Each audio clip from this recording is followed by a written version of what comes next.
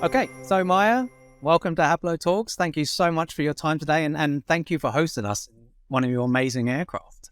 Oh, it's our honor to actually have you on board our flight. And we're not going to take off today, but we're definitely going to share some of the insides of what anybody can expect on board JetBlue flights. Yeah, absolutely. But before we talk about all of that, let's talk about you. Let's talk about your travel industry journey. So how did you get to be where you are today? Oh, wow. Where do I begin? It's a long story, actually. It was not always the travel industry. I started, a long time ago in hospitality and tourism. And I guess that was always in my heart from the beginning, that I wanted to be in an industry that actually has something to do with service, with people, with travel, with experiences. And that's what this industry is all about. So I moved from hotel to an experience at Lufthansa as well. So I did ground operations at Lufthansa in Frankfurt, one of their busiest airports. And I guess that kind of stuck with me. I did have short excursions into other industries like the finance industry and the pharma industry as well, believe it or not. But then eventually I ventured back into aviation. And honestly, since it's been just incredible. I simply love this job. And I love what I do, and I do what I love, which is the best. Yeah. And how long have you been working at JetBlue now? This is going to be now, believe it or not, my 4th year, and it's sort of like a dream because we had the pandemic, 2 years of pandemic, and you don't really realize how quickly time goes. But it kept me busy, that's for sure. Yeah. We launched our flights during that period, our transatlantic flights, which was really a master stroke from everybody in our business. And I think, here we are today, Absolutely. And so out of all the industries that you've worked in, why is travel, the best one that you've worked in? So you know what? Every time, I kind of fine tune my answer to that question because I discover new things on a daily basis, why we want to be in this industry, why we love it so much. So on the outside, I guess people see the planes, pilots, the excitement of travel, the connections and so on. But actually from the inside, this is a very dynamic industry, operating in a very dynamic environment. It changes every day. I feel personally like I have a new job every morning when I wake up. It's like, wow. And sometimes, you don't even know certain things, you don't, you're experiencing things for the first time, or you're learning literally every day. So I guess, we, the aviation geeks, as some call us, or the aficionados, we kind of love that excitement, that adrenaline of being in a new place, new position, new start every day, the challenges that come along. And, I guess, the networks that we build, the people we work with, we all share the same enthusiasm and passion. But I won't forget to mention also, whoever likes to compete, and has that competitive spirit, this is the best industry to be in because you're always kind of looking and watching your competition. You're kind of trying to beat them at certain things. You're trying to get somewhere first and, change the things and disrupt, which JetBlue is all about. So I guess that's what is all exciting about it, Yeah. I mean, I started at the airport. Then I had a number of communication roles until I was given the opportunity to actually do something in the commercial space. And today, I'm so happy that I can actually combine all those experiences into forming like a professional in aviation that can understand the interdependencies, understand, all the pieces that make the big puzzle. So it's really exciting. Yeah, I can imagine. And so part of your job is traveling a lot, I guess, with all your airline roles. You've traveled around the world. And do you have certain experiences that stick with you as being like the best experiences you've had while traveling? It doesn't necessarily have to be, I guess, work, but, It won't be. I think the best experience is always when you kind of have an opportunity to travel with the loved ones, like with family or like your friends, And I have to tell you, the best experience for me was when we went on a backpacking trip to Asia, and we did Thailand, Cambodia, and Vietnam. Wow. And, going to see, some special places like Angkor Wat and, experiencing different cultures and so on.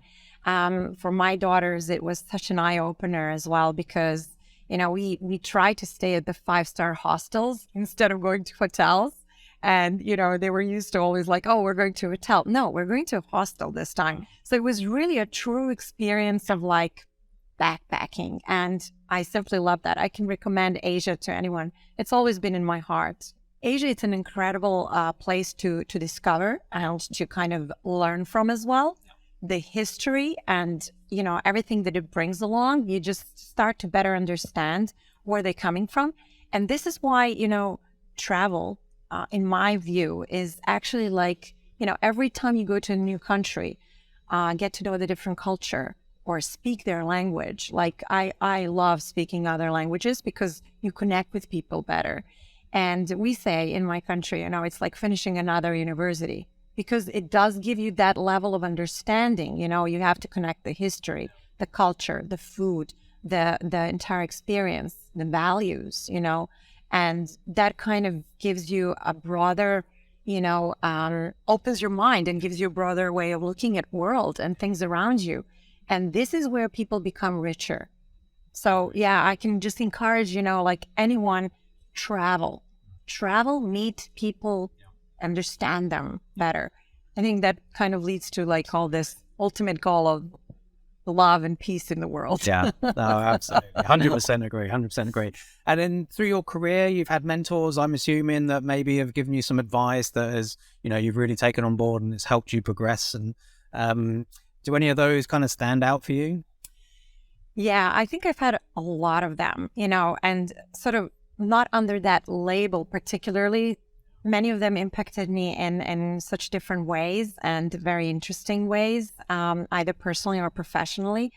I guess, I always looked up to sort of people that liked to disrupt and change things in the world around us. And, I wouldn't single out a particular, mentor, I would say. But, let's talk about someone that currently really inspires me and is a mentor to me. And that's my boss, Joanna. She's the president and chief operating officer at JetBlue. And, she's a strong, independent woman, that runs this business, runs the toughest piece of the business, which is operations. And how it gets tough in operations. And, I really admire, her way of leadership and, with care, compassion and understanding and open-mindedness to kind of taking on board ideas and testing them even, it doesn't matter, from which level they come or, which background or experience they come, because you can never push away an idea that may work out at the end of the day. So I think this is what makes us also different, because we try different things and we like to try different things. We're very bold about that.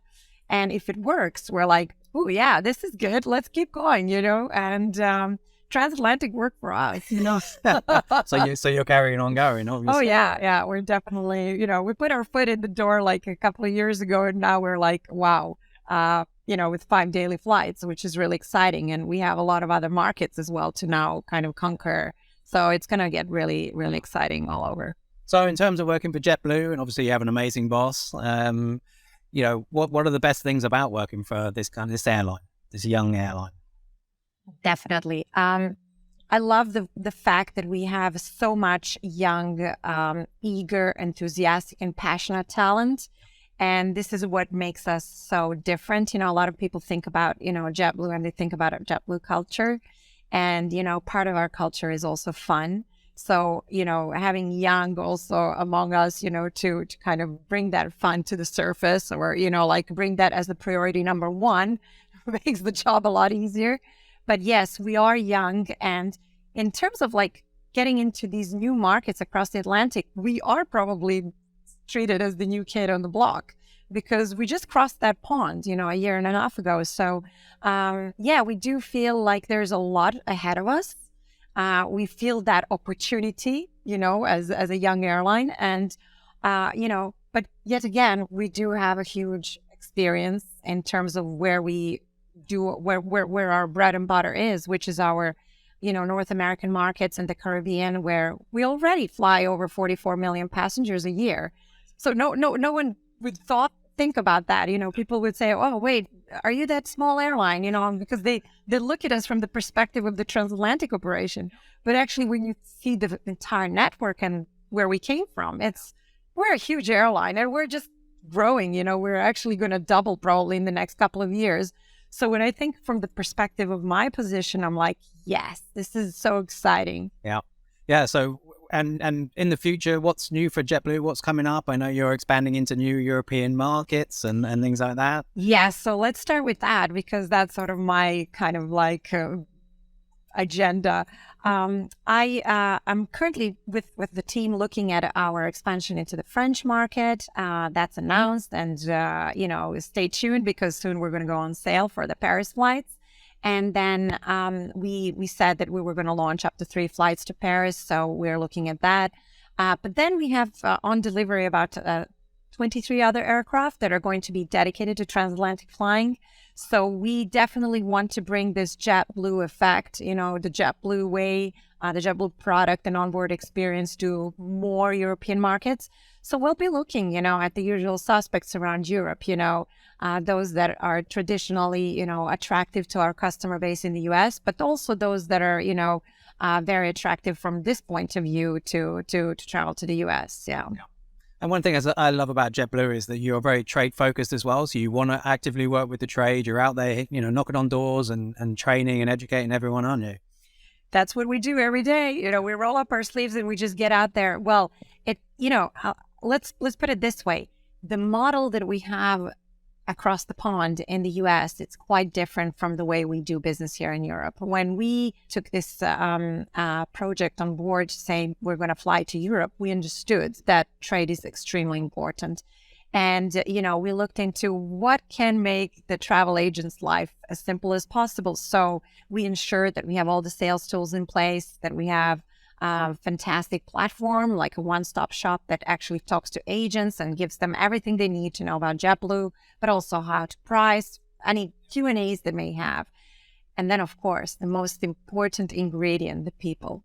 We have an amazing team on the ground, and you know them, Maris and Claire. They're phenomenal. Everybody knows them here. And, they're our brand ambassadors. Yep. They're our most amazing piece of the puzzle. They really are. Yeah, really are. Well, us at Hablo are very happy to be working with you. We love our collaboration, and thank you again for inviting us on board today. I can't wait to explore the rest of the cabin. This Mint studio is amazing. Lots of space, as we can see. But yeah, thank you very much for your time, Maja. It's been amazing to learn a bit more about you and JetBlue. Thanks, Russell, and great to have you. And if we stayed on board, we could have had lunch together as well. Next time. Next time. Thank you.